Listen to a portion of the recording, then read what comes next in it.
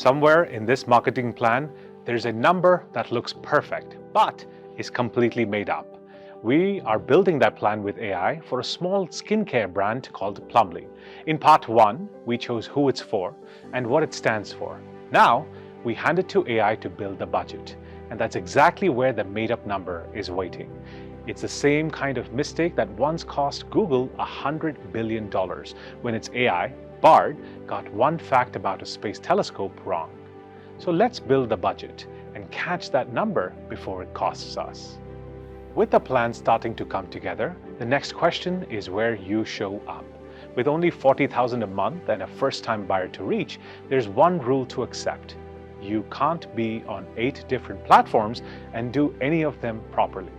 So you ask ChatGPT or Microsoft Copilot for the best places to reach beginners in skincare and a simple plan for the first 90 days. It answers quickly with short video ideas for Instagram and YouTube, a search plan you can build out with Surfer SEO, and a welcome email series for a first-time buyer, the kind a tool like Jasper AI can draft in minutes. It's easy to just accept this and get going, but it's only a first draft. The tool doesn't know you can't afford an influencer push that burns 30,000 rupees in one weekend. And it doesn't know your best move is to keep selling that simple starter kit, not to chase a new trend every week. So you cut the channels you can't afford to do well and pour almost everything into short videos and showing up on Google, the two that reach a beginner without burning the budget.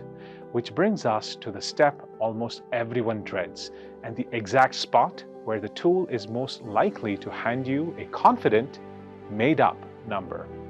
Let's call it the Bard trap. So now comes the hard part, the money and the math. Without honest numbers behind it, a plan is just a guess. So a working budget has to answer 3 questions. What it costs to win one customer, what that customer is worth over time, and how long until you make your money back. And here the tool does the heavy lifting. Microsoft Copilot inside Excel can build a first draft of that budget just from you describing it in plain English. You just talk to it. Say, assume $40,000 a month across the 2 channels. It costs this much to win each customer, this many keep coming back, then show me the return. And the budget appears, clean and confident. Then comes a move good marketing training turns into a habit. You never fully trust a single number, so you run 3 versions of the future.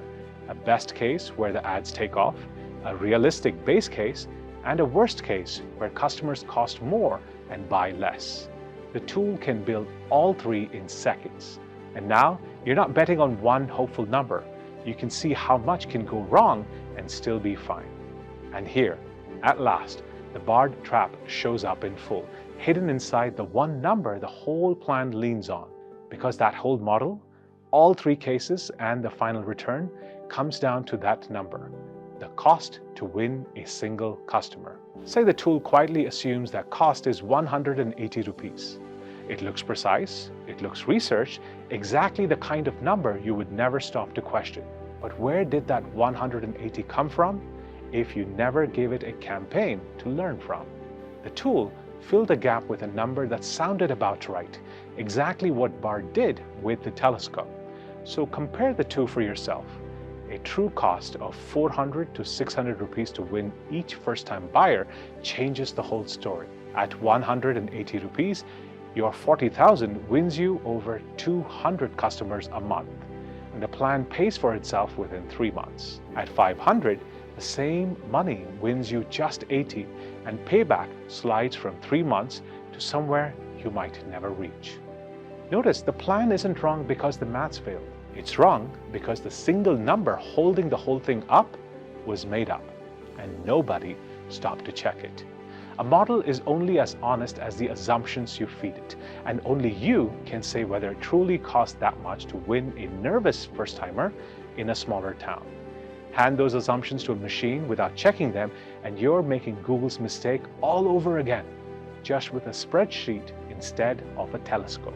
So that's the skill that matters here, catching a quiet assumption before a confident-looking model turns it into an expensive mistake. So the plan's nearly whole now.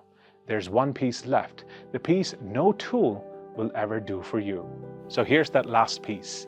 You write the plan down, decide how to measure it, and put your name on it. You ask ChatGPT to take everything you've chosen, the first-time buyer, the honest starter kit, the 2 channels, and the budget, and turn it into a 1-page plan anyone can read in a minute. Then you set the handful of numbers that tell you whether it's working, and a tool like HubSpot AI puts them on a simple dashboard, so you spot trouble at a glance. You also set a small testing calendar, so you change one thing at a time and learn from what happens. And then comes the move that separates making a plan from owning one. You set the target and you stand behind it. When the campaign goes live, ask what the tool has to lose. And the answer's nothing. No job on the line, no team counting on payday, no savings poured into a small ad account. The machine can generate plans all day long, but it can never own one because it has nothing to lose. But you do. And that's what owning a plan means. So look back at what we built. Using AI at every step, we built a full marketing plan for Plumly. The customer, the promise, the channels, and the budget. But what makes it hold up is everything we refused to do. We didn't trust the tool's research just because it sounded sure. We didn't try to be for everyone and end up for no one. We didn't grab the first fine-sounding line it gave us. We didn't spread a tiny budget across 8 platforms, and we didn't sign off a confident number we had never checked. That last one matters most. Remember Google's $100 billion mistake, that made-up number nobody stopped to check? That's the lesson that saved this plan. When we caught the invented 180 holding up the whole budget and swapped it for a figure we could defend. So what you're left holding is a complete marketing plan built with AI without the mistakes that break most of them. And that skill, telling a sharp plan from a good-looking but broken one, is exactly what a marketing degree is built to train. At JAIN Online, the MBA in marketing is built around this whole way of working. It builds AI tools into the coursework, the ones we use today. Jasper AI, HubSpot AI, and Surfer SEO, alongside ChatGPT and Microsoft Copilot, part of the AI toolset inside the online MBA. And you learn those tools alongside the subjects that build your judgment, from business economics to business analytics and artificial intelligence to digital marketing. So you gain the tools and the judgment together.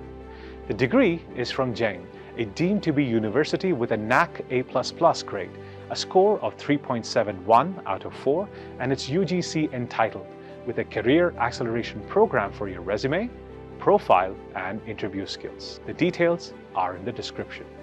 The next time an AI hands you a number, don't just accept it. Ask one simple question: where did this actually come from? Half the time, it can't give you a straight answer, and that's your warning. Then, tell me in the comments about a time an AI sounded sure and was wrong. Every day, these tools get better at telling you what to do. This channel exists for the harder, more valuable skill, knowing when they're wrong and making the call yourself. So build your marketing plans with AI, but stay the person who catches the mistakes before they cost you. And if you skipped part 1, where we chose who Plumly is really for and what it stands for, it's linked right here.